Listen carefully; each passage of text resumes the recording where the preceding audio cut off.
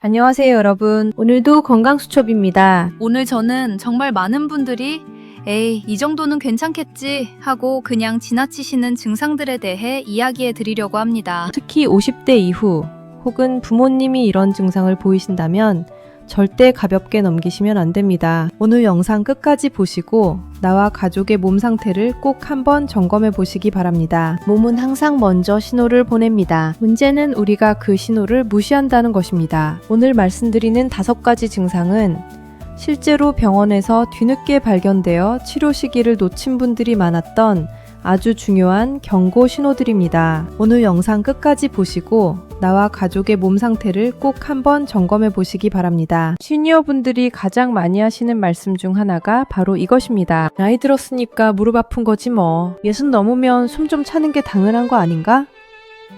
허리야, 다들 아프지. 나만 그런 게 아니잖아. 이 생각 정말 위험합니다. 물론 나이가 들면서 신체 기능이 조금씩 달라지는 건 사실입니다. 하지만 통증은 단순한 노화의 결과가 아니라 몸이 보내는 신호인 경우가 훨씬 많습니다. 무릎이 아프다면 단순히 나이 탓이 아니라 연골이 닳거나 관절염이 진행되고 있다는 신호일 수 있습니다. 조금만 걸어도 숨이 차다면 심장이나 폐에 문제가 생기고 있다는 경고일 수 있습니다. 늘 피곤하고 몸이 무겁다면 빈혈이나 갑상선 기능 저하증이 원인일 수 있습니다. 문제는 나이 들면 원래 이런 거야 라고 생각하는 순간 병원에 가야 할 이유를 스스로 지워버린다는 겁니다. 그리고 그 사이에 병은 조용히 더 깊어집니다. 나이가 들수록 병원을 덜 가야 하는 게 아닙니다. 오히려 더 자주, 더 꼼꼼하게 점검해야 합니다. 자동차도 오래될수록 정기 점검을 더 자주 받아야 하듯이 우리 몸도 마찬가지입니다. 통증을 나이 탓으로 돌리지 마세요. 몸이 보내는 신호에 귀를 기울여 주세요. 다시 한번 말씀드리지만 증상이 지속되거나 악화된다면 반드시 의사와 상담하시기 바랍니다. 잘못된 상식 2번째입니다. 약은 오래 먹으면 다 안 좋다. 이 상식도 정말 많은 분들이 갖고 계십니다. 특히 혈압약이나 당뇨약을 드시는 분들 중에 이런 생각으로 약을 스스로 끊으시는 경우가 적지 않습니다. 혈압약 오래 먹으면 간 나빠진다던데 당뇨약은 한번 시작하면 끊을 수 없다고 하더라. 약에 의존하면 몸이 스스로 낫는 힘을 잃는다고 했어. 이런 이야기들 주변에서 한 번쯤 들어보셨죠?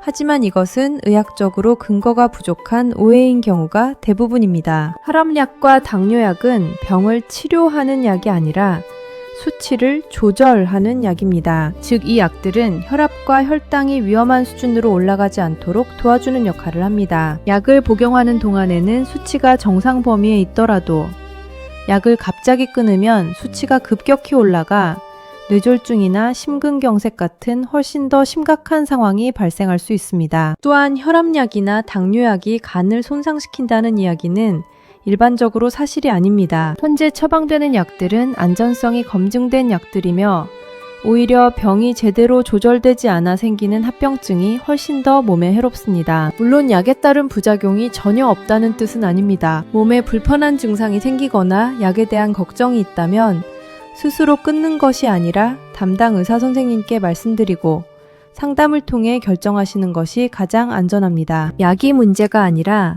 병을 방치하는 것이 진짜 문제입니다. 요즘 건강에 대한 관심이 워낙 높다 보니 건강기능식품을 드시는 분들이 정말 많습니다. 홍삼, 비타민, 오메가3, 프로바이오틱스, 루테인 한 번에 5-6가지씩 드시는 분들도 적지 않습니다. 몸에 좋은 거 많이 먹으면 더 좋은 거 아닌가요?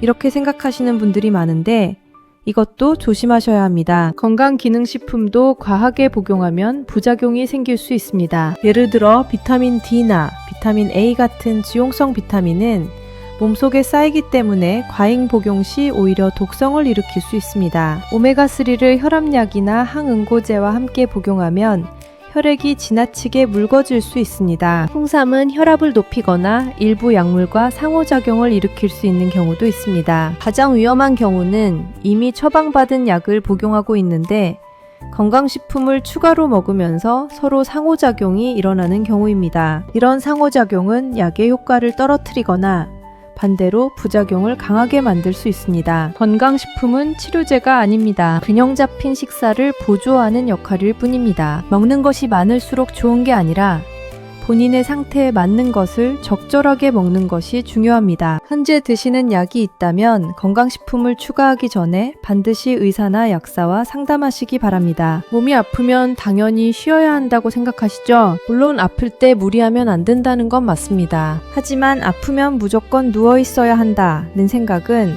특히 만성질환을 관리하는 시니어분들에게는 오히려 역효과를 낼 수 있습니다. 의학적으로 가벼운 통증이나 만성질환 관리에는 적절한 움직임이 매우 중요합니다. 예를 들어 무릎 관절염이 있는 경우 무조건 쉬면 주변 근육이 약해져서 관절을 지지하는 힘이 더 떨어지고 오히려 통증이 심해지는 악순환이 생길 수 있습니다. 허리 통증도 마찬가지입니다. 물론 급성기에는 안정이 필요하지만 만성적인 허리 통증에는 코어 근육을 강화하는 가벼운 운동이 훨씬 효과적입니다. 또한 당뇨나 고혈압, 심장질환이 있는 분들에게도 의사의 지도 아래 적절한 유산소 운동과 근력 운동은 약만큼이나 중요한 치료의 일부입니다. 하루 20-30분의 가벼운 걷기, 스트레칭, 가벼운 근력 운동은 혈압을 낮추고 혈당을 조절하고 관절을 보호하고 무엇보다 삶의 질을 크게 높여줍니다. 물론 심한 통증이 있거나 갑작스러운 증상이 생겼을 때는 무리하면 절대 안 됩니다. 쉬어야 할 때와 움직여야 할 때를 구분하는 것이 핵심입니다. 이 판단은 의사와 상담을 통해 결정하시는 것이 가장 안전합니다. 움직임이 두렵다면 오늘 집안에서 딱 10분만